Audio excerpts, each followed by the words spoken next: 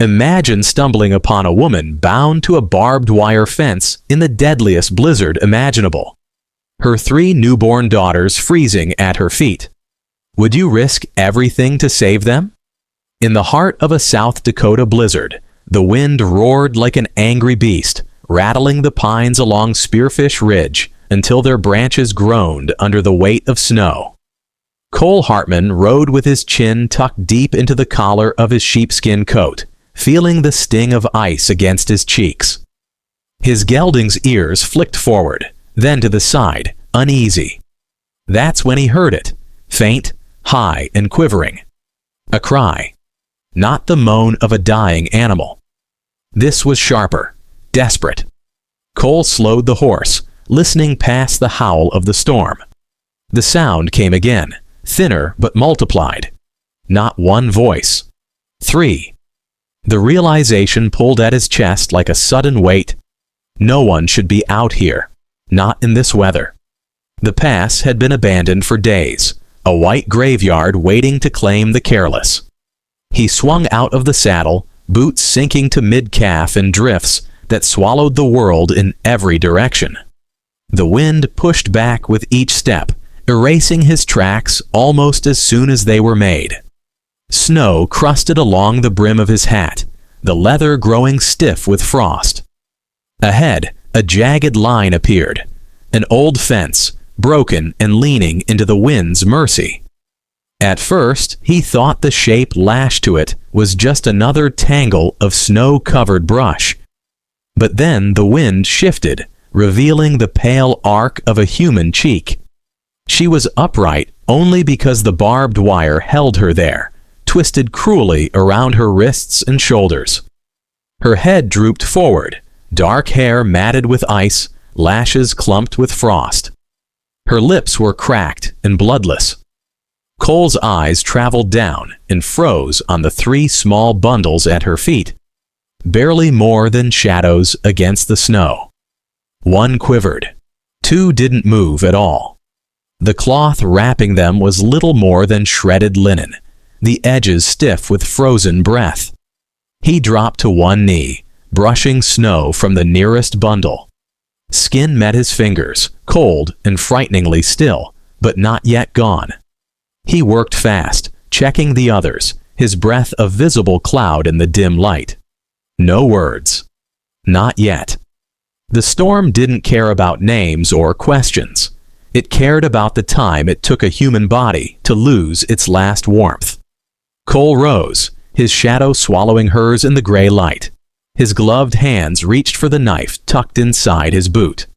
The steel was bitter cold as he slid it under the wire, sawing carefully so as not to rip deeper into her flesh. When it finally gave, her body sagged forward into his arms, heavier than her thin frame suggested, the weight of exhaustion, blood loss, and something deeper. The wind howled around them, tearing at his coat, trying to pull her from his grip. He bent to gather the children, one by one, tucking the smallest inside his coat, where his body heat might reach her bones. The other 2 he swaddled in a wool blanket pulled from the saddle, binding them against his chest with strips of leather cut from his gear. They barely stirred. Behind him the gelding snorted, pawing the snow impatiently. Cole glanced toward the ridge. The climb back to his cabin was half a mile of uphill, through wind that could skin a man alive. But here, in this frozen hollow, there was no choice. He shifted her in his arms, feeling how little she weighed. The babies were lighter still, lighter than winter rabbits. Yet their fragility pressed on him like stone. Somewhere in the swirling white, a man might have decided this was already lost, that the mountain had made its claim. Cole Hartman was not that man. He pressed his face to the woman's temple, not for comfort, but to shield her skin from the bite of the wind. Then he stepped forward, breaking the first trail through the drifts, each footfall a refusal to leave them to the snow.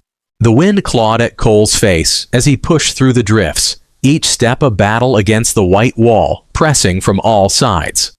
His gelding trudged behind, head down, nostrils flaring steam into the air. Snowflakes clung to the horse's mane and froze into tiny beads of glassy ice. The woman in his arms hung limp, her hair stiff with frost, the weight of her body shifting awkwardly with every jolt forward.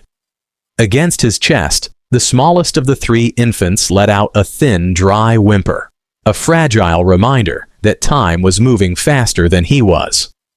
Cole adjusted his grip, tucking the child closer beneath his coat until her cheek rested against the warmth of his shirt. The other two were bound snugly in the wool blanket, pressed between his ribs and the woman's body. They didn't make a sound. That silence was worse than any cry. The storm thickened, swirling up from the canyon like a living thing determined to herd him back the way he'd come. Snow stung his eyes and turned the air into a blur of shifting white. Somewhere above the roar of the wind, a low moan rolled down from the ridge. It was long, low, and not the voice of any human. Coyotes wouldn't be out in this, and wolves rarely came this far up the pass.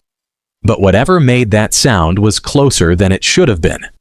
The trail forked ahead, one path winding up toward the cabin, the other dipping into a narrow gulch, choked with scrub and snow-laden pines. Cole stopped, squinting through the flurries. The ridge trail was more direct, but fully exposed to the wind. The gulch would offer shelter from the storm, and from prying eyes if there were any. Trouble was, it was also the perfect place for something to wait unseen. A sudden flicker caught his attention, a flash of dark movement between the trees. He couldn't tell if it was the storm playing tricks on him, or if someone, or something, was pacing him from the shadows. He shifted his stance, letting the weight of the woman slide more securely into the crook of his arm, so his other hand was free. His fingers brushed the worn handle of the Colt at his hip. That's when a voice cut through the wind, low and rough, carried just enough to reach him. "Not the kind of night you bring company up this trail, Hartman." Cole didn't recognize it, but the sound was close, too close. His eyes scanned the gulch edge, finding nothing but swaying pine and the suggestion of movement behind the snow curtain. He answered without raising his voice, his words steady, shaped by the drawl of a man used to being heard in the open range. "Only company I keep is still breathing. For now." The wind swallowed the silence that followed, but the presence lingered. He could feel it, the way a man feels the weight of unseen eyes on his back. He didn't have the time to hunt it down. Not now. The woman's head shifted faintly against his chest, her breath brushing his neck in a shallow rhythm. The smallest infant stirred. Again, a weak tremor against his ribs. Cole took the ridge trail, deciding the open wind was less of a gamble than a blind gulch with shadows waiting. His boots punched through crusted snow, each step forcing his thighs to burn against the climb. The gelding struggled behind, hooves slipping, breath harsh and loud. He slowed just enough for the horse to keep up, not willing to lose the supplies strapped to its back. The moan from the canyon came again, closer, chased this time by the faint, deliberate crunch of something following parallel to his path. It matched his pace, keeping just beyond the reach of his sight. He didn't mention it to the woman, not that she was in any state to understand, but his grip on the Colt tightened as he climbed. Halfway to the cabin, the storm shifted, as if pulling its breath for a moment. Through the thinning veil of snow, Cole caught sight of something that didn't belong to the mountain. A weathered boot print, partly filled by fresh powder, headed downhill. It was angled toward the gulch, toes digging in, as if the wearer had been moving fast. Too fresh for the wind to have erased it entirely. He paused just long enough to take it in, then kept moving, ears straining for any sound beyond the wind and the woman's shallow breaths. Somewhere ahead, through the haze, the black outline of his cabin roof appeared, hunched against the white sky. Relief was a dangerous thing this far from safety, but it was enough to push him the last stretch, every muscle protesting under the strain. At the cabin's porch, he shifted the woman in his arms and nudged the door open with his boot. Warmth didn't greet him.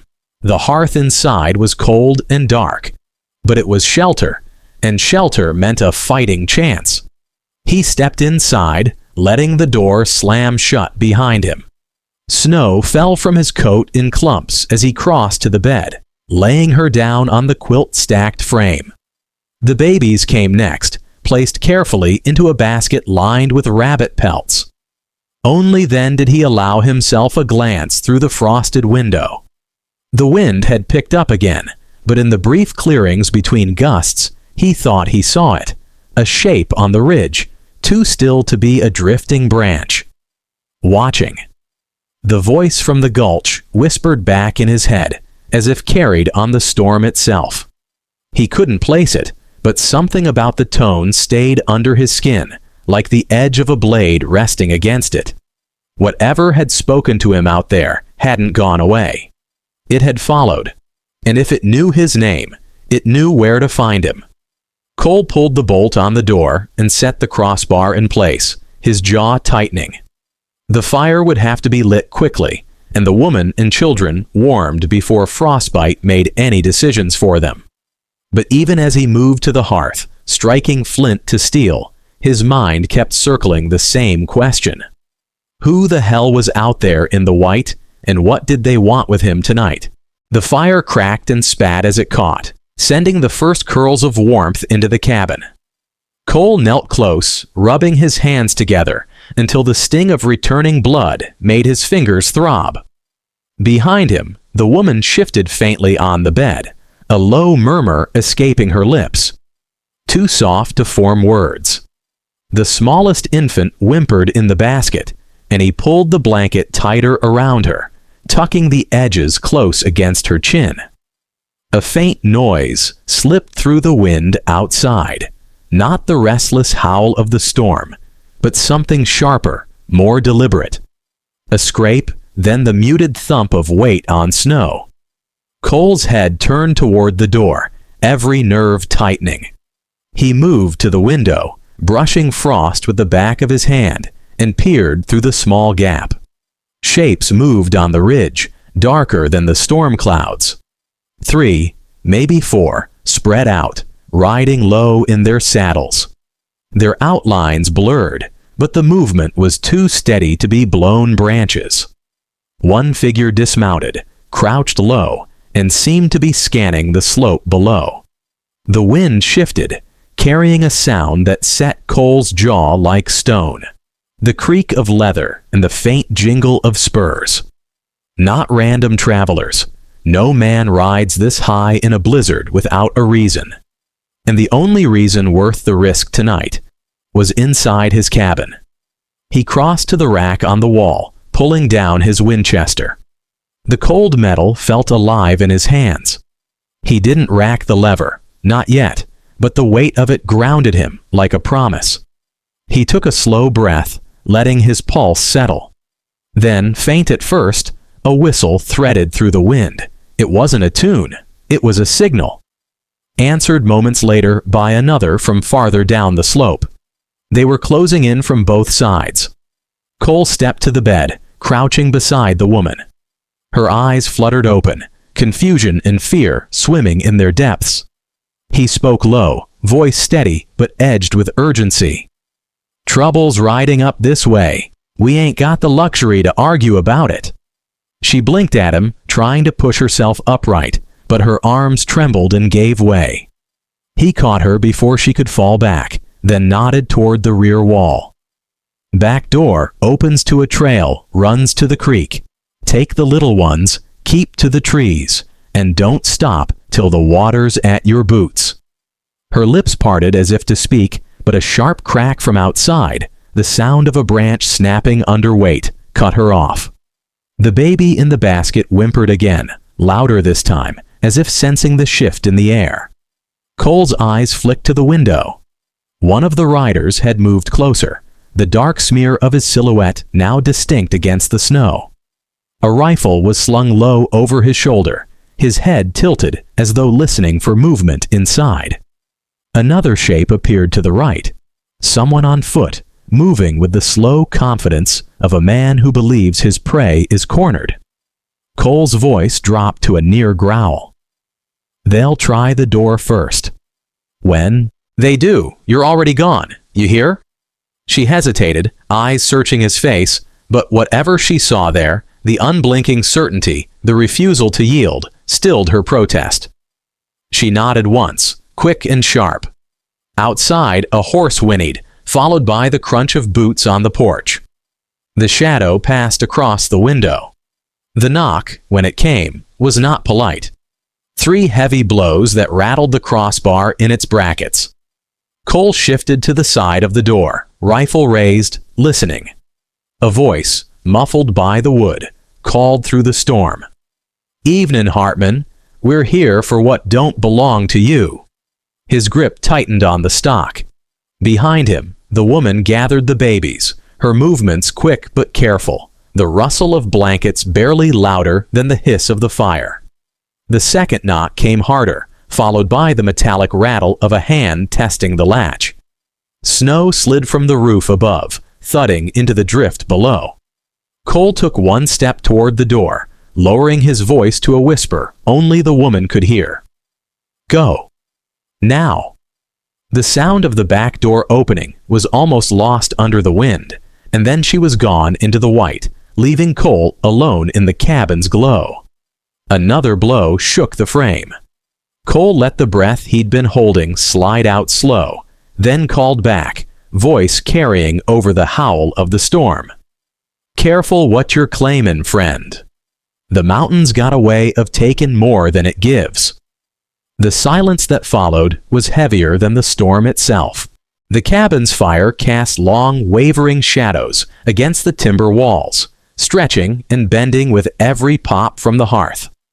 Outside, the storm pressed close, muting the world into a swirl of white noise, broken only by the shuffle of boots on the porch.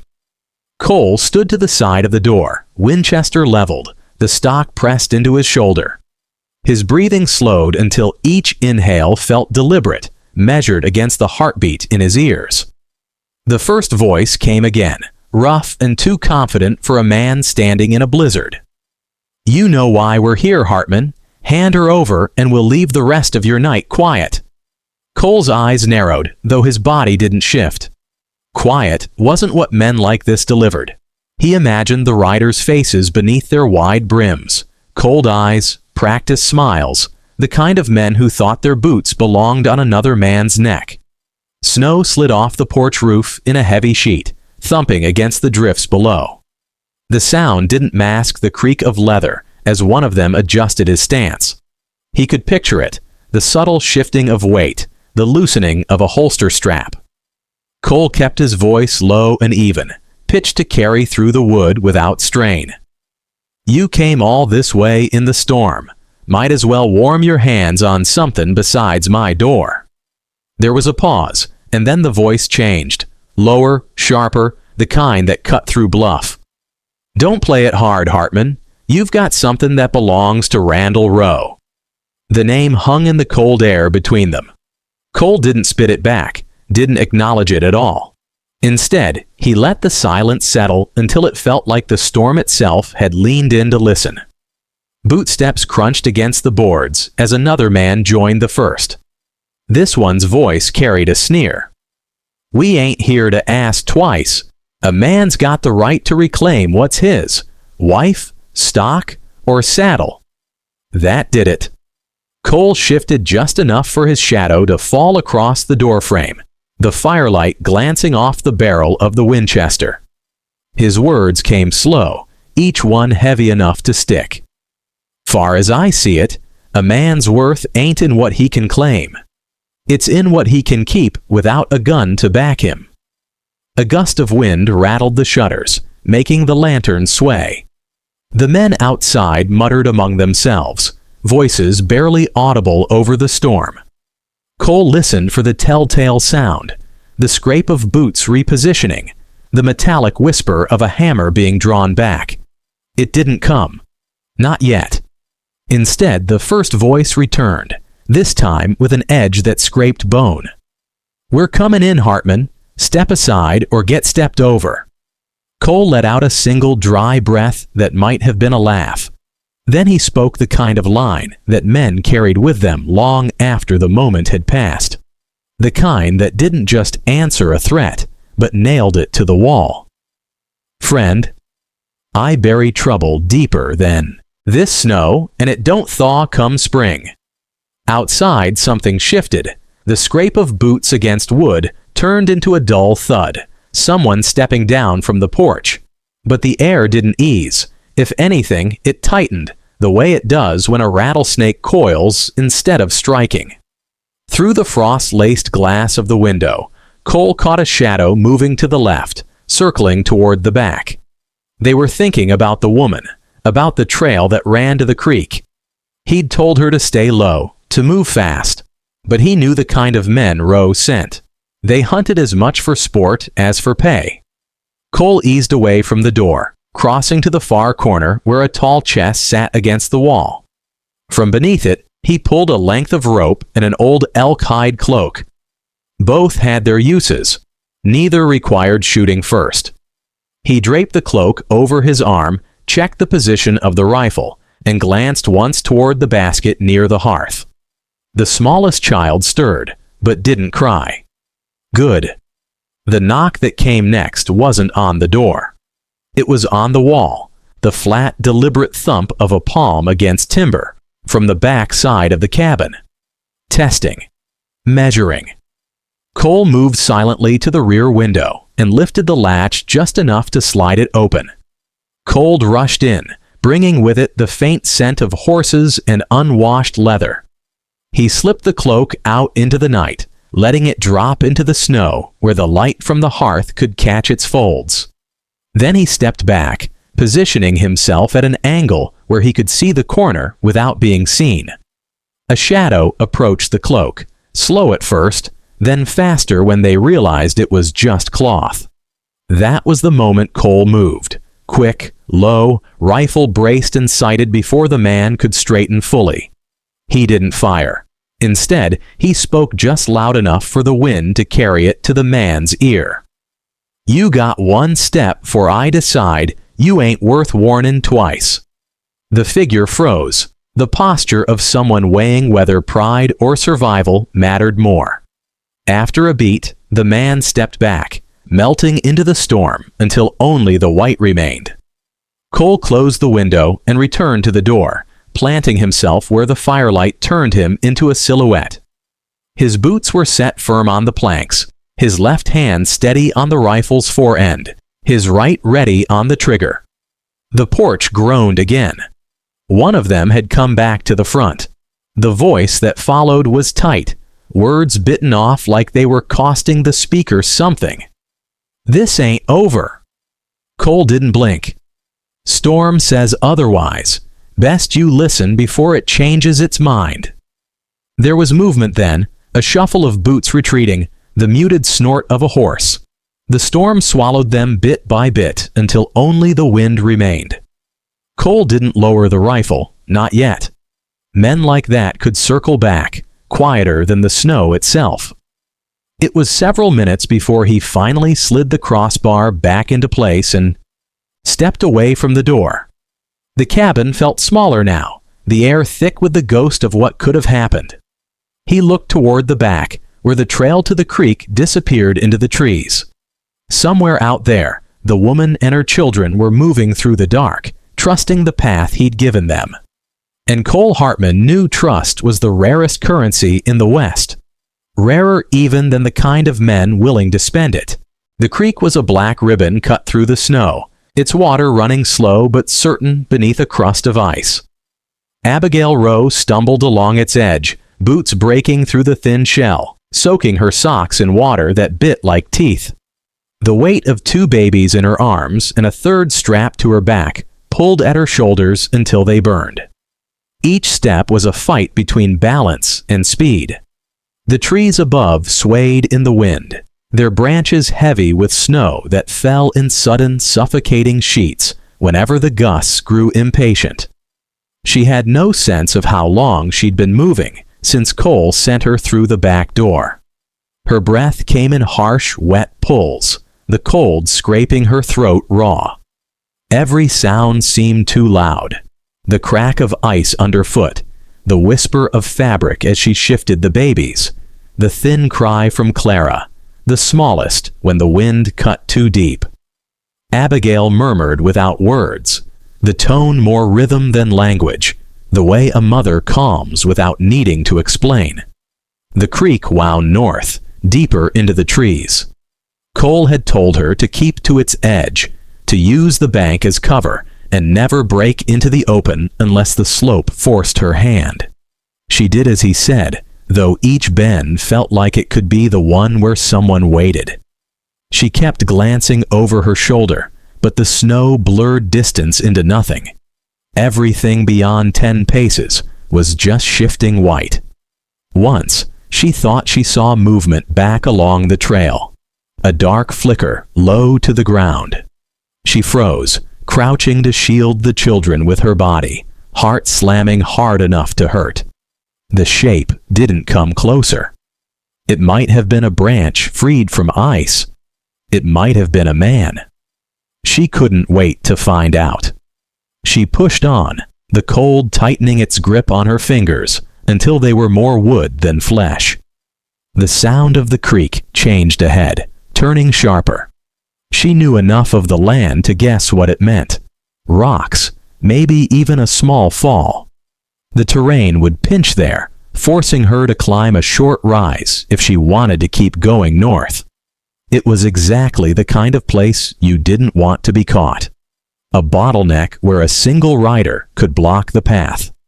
As she rounded the bend, the dark smudge of a boulder loomed out of the white. Water hissed at its base where the ice broke and reformed in shards. She started up the slope to its right, her boots slipping on the icy incline. The babies shifted in her arms, their weight pulling her backward. Her knee hit the snow hard, jarring her teeth, but she kept moving, dragging herself up by roots that clawed through the frozen earth. Halfway up, a sound cut through the wind, the rhythmic crunch of snow under deliberate steps. Abigail's breath caught. She turned her head just enough to see a figure emerging from the trees on the far side of the creek. He was tall, shoulders hunched against the wind, a scarf wrapped high over his mouth. His coat was dark, the kind that swallowed light, and in his gloved hand hung a length of rope. Her throat closed. She shifted higher on the slope, boots scrabbling for purchase. The man didn't hurry. He didn't need to. His path angled toward where the slope leveled out, the spot she had to reach. Each step he took pressed into the snow with the certainty of someone who had already decided how this ended. The babies were stirring now, sensing her fear. Clara's cry grew louder, sharper, the sound echoing off the frozen banks. The man stopped, lifting his head slightly, listening. Then he spoke, his voice muffled but clear enough to carry over the creek. "Don't make me chase you, miss. Ain't enough daylight for both of us to get where we're going." Abigail's mind screamed at her to run, but her legs felt rooted in place by the weight of the children and the slope beneath her boots. She forced herself to move, teeth clenched, dragging her body up the last stretch to the ridge. Snow poured down the back of her neck from the branches above, a cold that stole her breath, but she didn't stop. When she reached the top, she didn't look back. She slipped into the trees, their trunks a dark maze against the endless white. The wind was softer here, but the silence was worse. Every sound she made might as well have been a shout. Somewhere far behind, a rifle cracked. Just once. The sound bounced through the forest like a thrown stone, its echo folding in on itself until it was impossible to tell where it began. Abigail froze, the babies pressed tight against her. Was it Cole? Was it a warning? Or had the men found him? Her pulse hammered against her ribs, urging her forward. She remembered his voice at the door, low and certain. Go. Now. She went. The forest began to thicken, the ground rolling beneath the snow. The creek's murmur grew fainter as she moved away from it, replaced by the creak of trees, shifting under the weight of ice. The slope leveled out into a hollow where the wind barely touched. For the first time since she left the cabin, she felt the bite of exhaustion more than fear. Her legs trembled, her breath ragged. She found a fallen pine, its branches forming a low canopy, and crouched beneath it, cradling the children against her. For a moment, she allowed herself to believe she'd bought them time. Then, faint and almost swallowed by the wind, came that steady crunch of snow. Not rushed, not far, but closer than it had any right to be. She tightened her hold on the babies and scanned the hollow. The only way forward was deeper into the trees, where the snow lay thick and unbroken. If she went that way, her trail would be clear to anyone with eyes. But staying meant waiting for the shadow in the storm to find her. Somewhere above the ridge, another rifle shot tore the air, sharper, closer. Then silence again, heavy and expectant, as if the whole mountain was holding its breath. The second rifle shot hadn't finished echoing when the forest seemed to fold in on itself, swallowing every trace of wind. Abigail Rowe's breath hung in front of her in quick, shallow bursts. The hollow beneath the fallen pine suddenly felt too small, too exposed, as if the snow itself had ears. The babies were restless now. Clara's cry broke the stillness like glass. She pressed her lips to the child's temple, rocking gently, but the sound was already out there, carrying through the trees. She adjusted her grip, eyes darting between the narrow gap in the branches and the thick pines beyond. That steady crunch of snow was closer. Slower now. Whoever was following her wasn't trying to catch up fast. They were tightening a noose. She remembered Cole's words at the cabin. Keep to the trees and don't stop till the water's at your boots. But the creek was behind her now, and she couldn't bring herself to turn back into the open. A shadow moved between the trunks 30 yards out.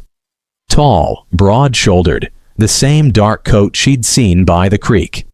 He paused, scanning the hollow with the patient confidence of a hunter who already knew his prey was inside. His gloved hand rested casually on the butt of his revolver, the rope looped at his side swinging faintly. Abigail's heart punched against her ribs.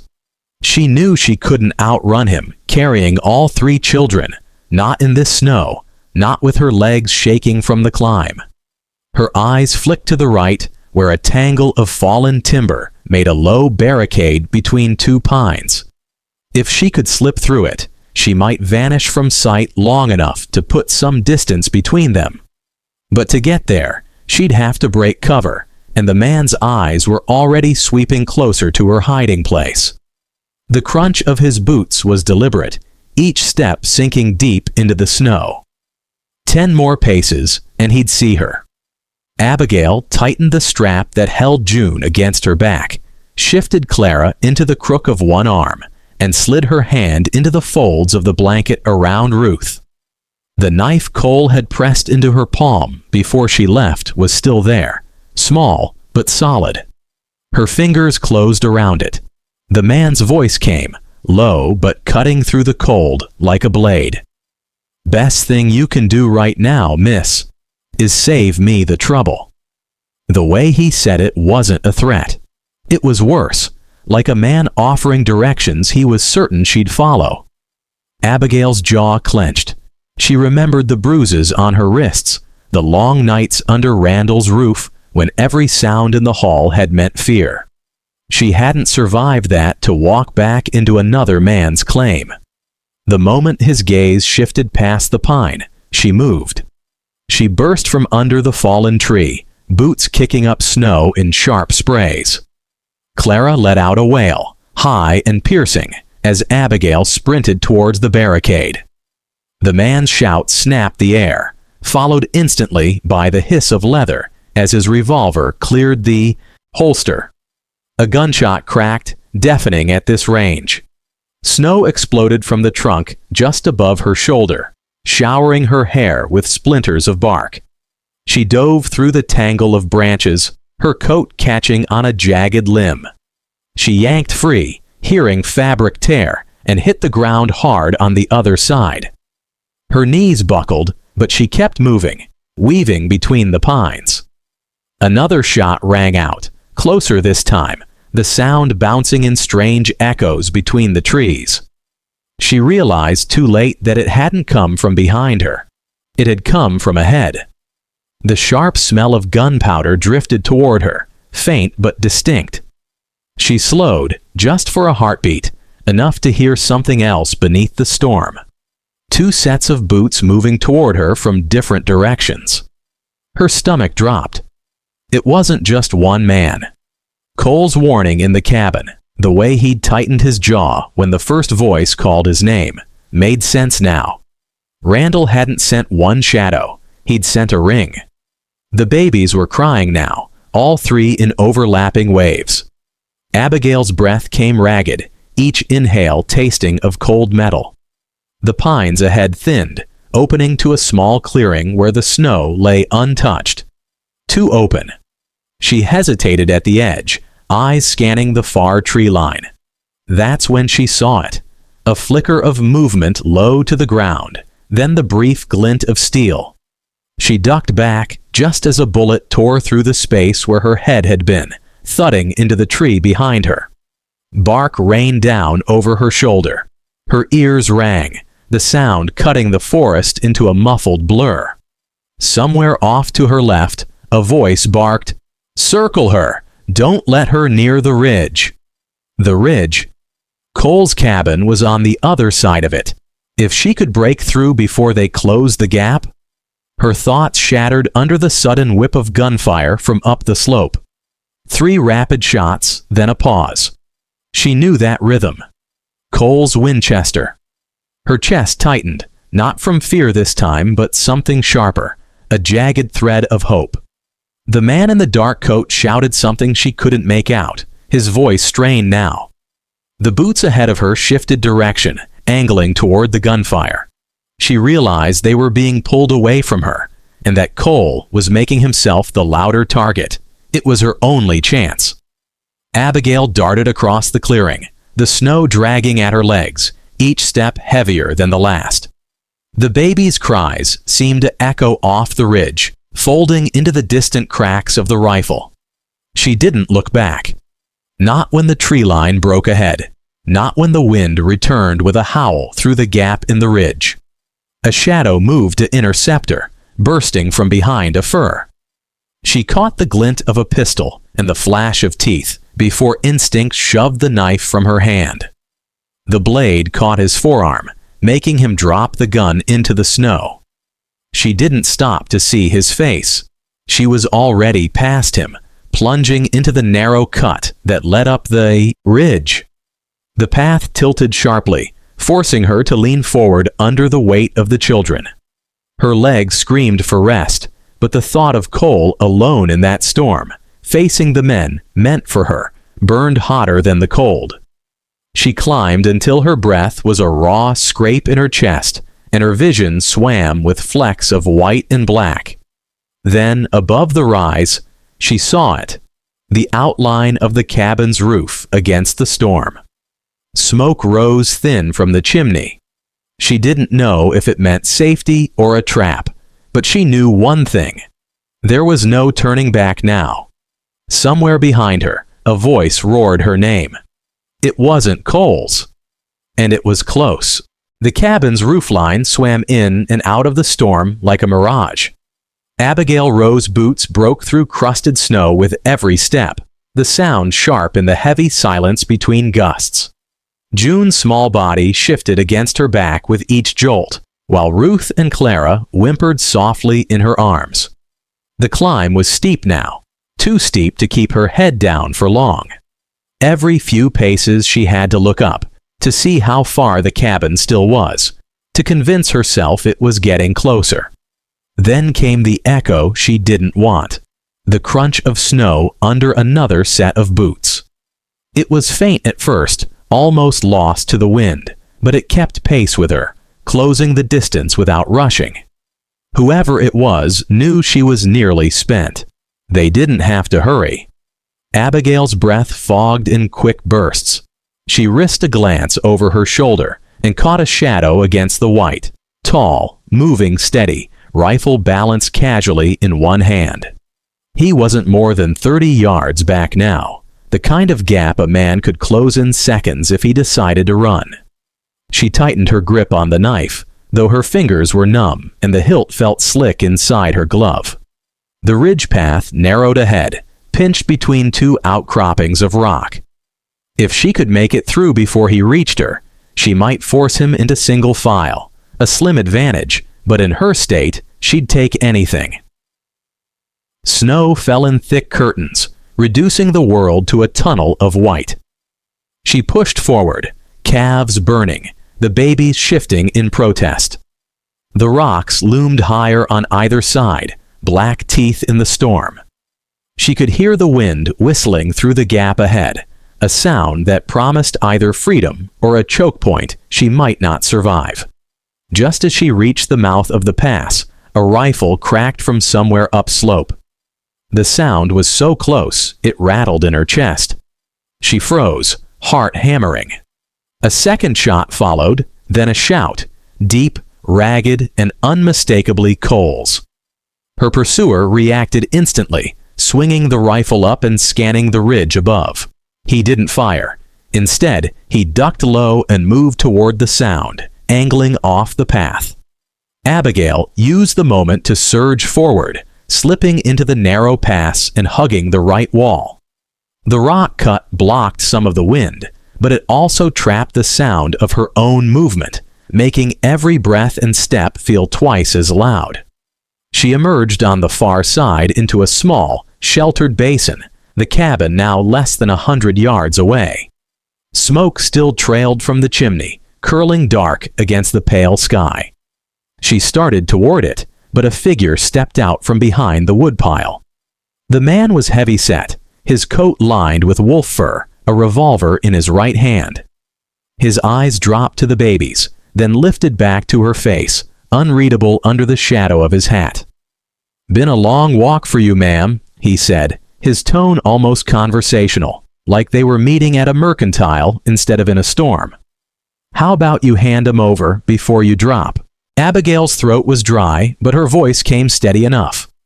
"You'll have to take them." The man's gaze flicked toward the ridge where Cole's shots had come from. "He's buying you time. Question is, are you worth the price?" For a heartbeat, the only sound was the wind curling around the cabin's eaves. Then from behind the man came another voice, sharp, cutting through like a thrown knife. "Step aside, Bowen." It was Cole. His Winchester was leveled, the barrel steady despite the way his coat flapped in the gusts. His face was pale, a thin line of blood visible along his temple, but his eyes were locked on the man between them. Bowen didn't move right away. His eyes slid from Cole to Abigail, weighing something unseen. Then, with a small shrug, he stepped back, holstering his revolver. "Ain't my quarrel," he muttered, retreating toward the woodpile. Abigail closed the distance to Cole in quick, stumbling steps. His hand came up to steady her, warm even through the glove. "Inside," he said, and together they crossed the porch into the cabin's heat. The door slammed behind them, the crossbar dropping into place with a solid thud.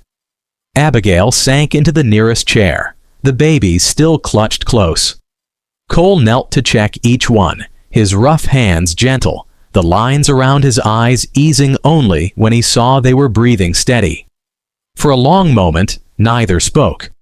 The storm outside pressed against the walls, but in here the air was thick with wood smoke and the knowledge of how close they'd come to losing it all.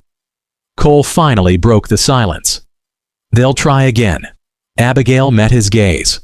"Then we'll be ready." He studied her for a beat, then gave a single nod. More a pact than a promise. Now imagine you were in Abigail's place, cold, exhausted, carrying the last pieces of your life in your arms. Would you have trusted Cole's plan and kept running? Or would you have tried to face those men yourself? What would you have done? The cabin walls creaked under the weight of wind and snow, but inside, the air was thick with heat from the hearth and the sharp smell of burning pine. Abigail Rowe sat near the fire, the babies bundled in furs at her feet, their soft breathing almost lost beneath the storm's howl. Cole Hartman moved like a shadow, pacing between the windows, his Winchester always within reach. He'd pulled the curtains just enough to leave narrow slits, the kind a man could sight through without being seen. For a time, nothing moved beyond the glass but the relentless drift of snow. Then a faint shape appeared on the far edge of the clearing. A man, hunched against the wind, trudging toward the cabin. His coat was dark and heavy, his steps deliberate but slow, like someone who had come far and carried more than the storm on his back. Cole's hand found the rifle stock, but he didn't lift it yet. "Stay by the fire," he told Abigail without looking at her.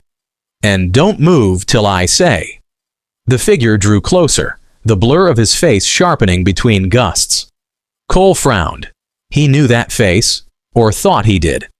The man stopped 20 yards out, straightened, and raised a single hand. It wasn't a wave. It was the kind of gesture men make when they're not carrying a gun, but want you to know they could. Cole stepped to the door, but didn't open it. "You're a long way from anywhere worth being," he called, voice low and even. The man's reply came rough, pulled apart by the wind. "Name's Boone. Elias Boone. You remember me from the gulch?" Cole's eyes narrowed. Boone had been a hunter in these parts for years, a man who kept to himself and took no sides, at least not openly. Seeing him here now was like finding a coyote curled up on your porch. Possible, but you'd best be ready for the bite. "What brings you in my storm, Boone?" Cole asked. Boone shifted his weight, his gaze flicking past Cole toward the glow of the hearth inside. "Same thing brings every man up this ridge lately. Rowe's men. Only difference is, I ain't with 'em." Cole didn't answer right away. Boone had been at the Deadwood trading post just 3 weeks ago, when Randall Rowe's crew was bragging over whiskey about taking back what's theirs. He'd heard the man's silence then. It was the kind that could be bought or borrowed. "You're saying you're not here for her," Cole said finally. Boone's eyes met his, steady despite the snow whipping between them. "I'm saying I know something you don't, and if you want that family alive past sundown tomorrow, you'll let me in." That alone might have been enough to open the door, except for the truth Cole knew too well. Sometimes the man offering to help is just the first one to name his price. Still, the babies were sleeping, the fire was strong, and the cold could turn any human into a corpse quicker than a bullet. Cole stepped back, pulled the door open just wide, enough for Boone to slip inside. The hunter moved with the easy caution of someone used to tight spaces and armed strangers.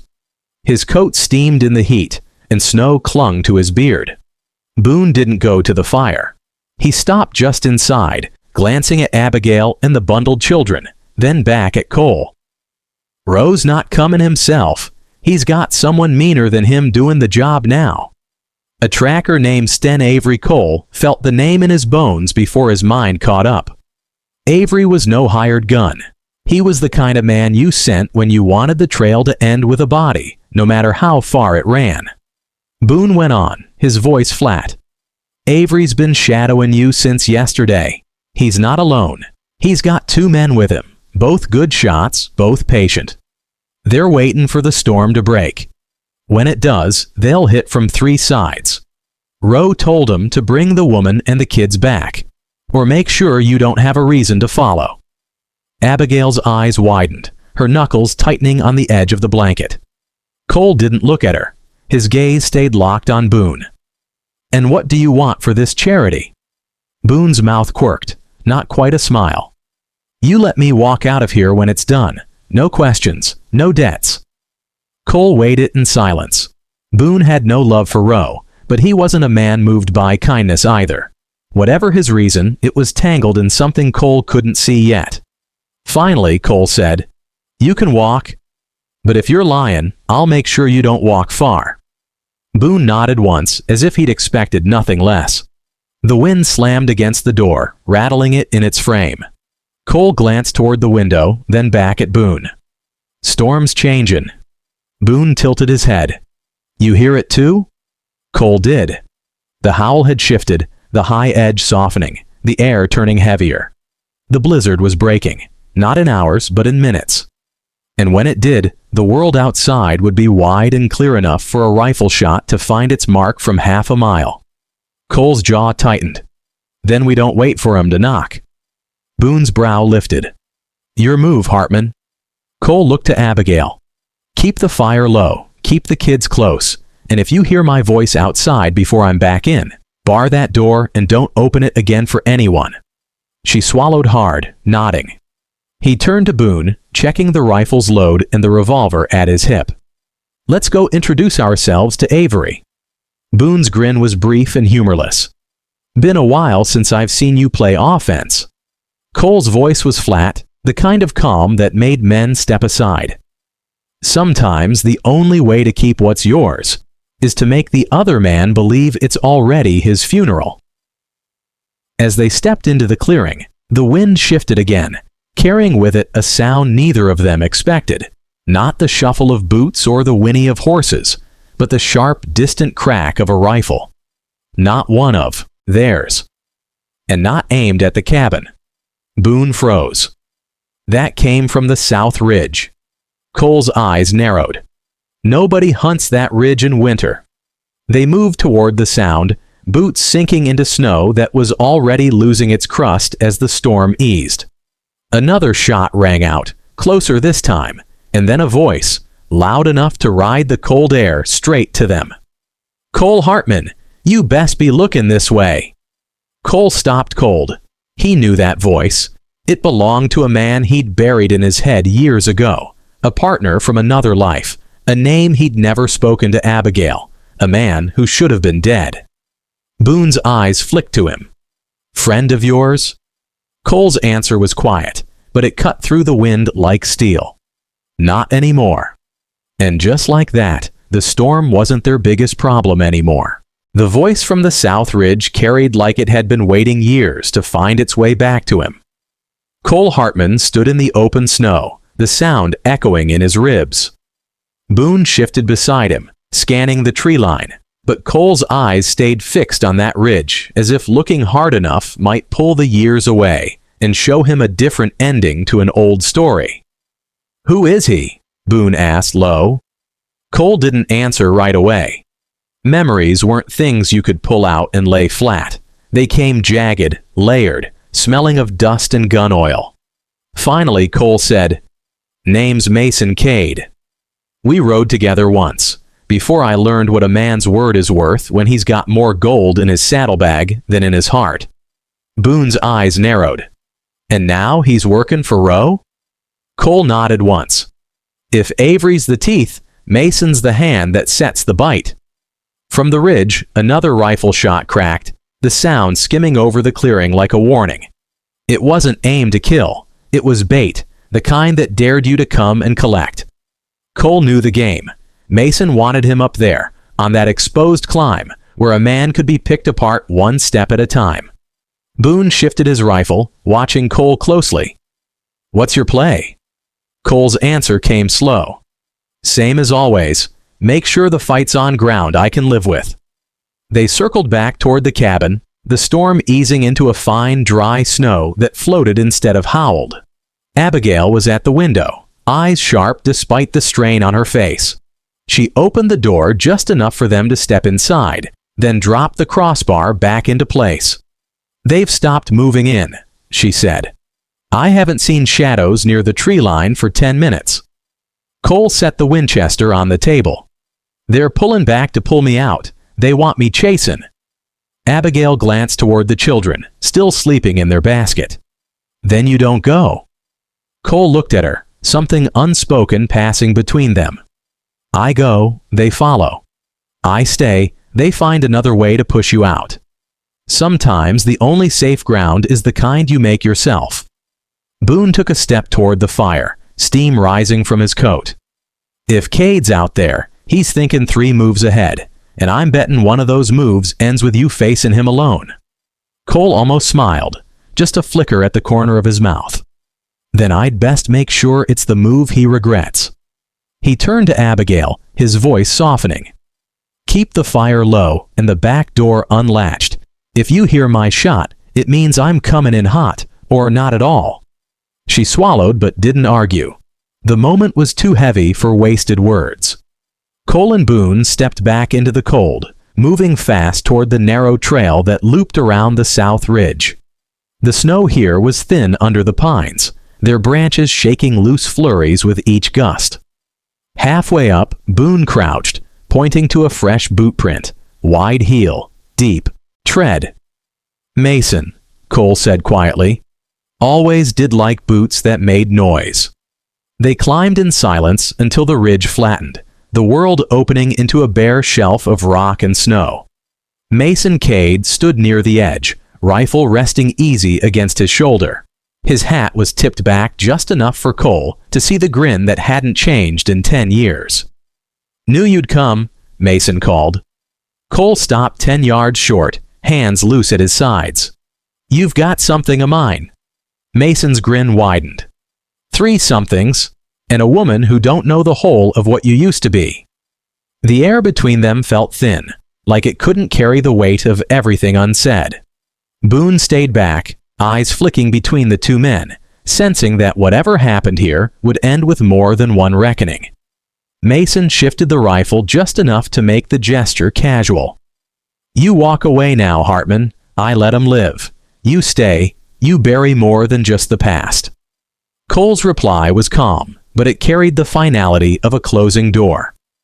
Some things are worth dying on your feet for. This is one of them. The snow swirled, a gust lifting between them. No one moved for a long beat. Then the stillness broke. Sharp, fast, the kind of motion you couldn't take back. When it was over, Mason lay still on the ridge, his rifle half buried in the drift. Boone exhaled slowly, lowering his own weapon. Wasn't sure you'd outdraw him. Cole's eyes stayed on Mason. Wasn't about the draw. It was about not flinching when the man tries to hand you your past wrapped in a bargain. They buried Mason in the lee of the ridge, the wind already smoothing the mound into something the snow would keep secret. Neither man spoke on the way back. Some endings didn't need words. 3 life lessons from the Ridge 1. Stand where your word means something in the West, or anywhere. Your word is your currency. Cole refused Mason's offer, even though taking it might have bought temporary safety. Breaking that code would have cost more in the long run than any gunfight ever could. Example. In business, you might be offered a shortcut that compromises your integrity. It could bring quick results, but it erodes trust with clients, partners, and your own team. Choosing the harder, honest path often sustains your position longer. 2. You can't outrun a past. You haven't faced. Mason used Cole's history as a weapon, trying to force him into a corner. Cole didn't deny it. He stood in it, unflinching, so it couldn't be used to control him. Example. In personal life, avoiding an old mistake or unresolved conflict doesn't erase it. Facing it directly, admitting what's true, strips it of its hold over you and lets you move on without being leveraged by it. 3. Safety. Sometimes means stepping into danger. First, staying in the cabin might have felt safer, but Cole knew that waiting to be surrounded would give the enemy all the advantage. By going to the ridge, he chose the time and ground of the fight. Example. In leadership, there are moments you can't wait for a problem to work itself out. Proactive moves, like confronting an undercurrent of conflict in your team, might feel risky in the moment, but prevent bigger, uncontrollable crises later. As the cabin came into sight through the last veil of snow, Boone glanced at Cole. You reckon they'll try again? Cole's voice was quiet but certain. They'll think about it, and if they're smart, that's all they'll do. Inside, Abigail looked up as the door opened, relief softening her features. The children slept on, unaware of the storm outside or the one that had just passed over the ridge. Cole set his rifle by the door, met Abigail's gaze, and gave a small nod. No celebration, no victory shout, just the shared understanding that some nights are won simply by being able to close the door and still breathe.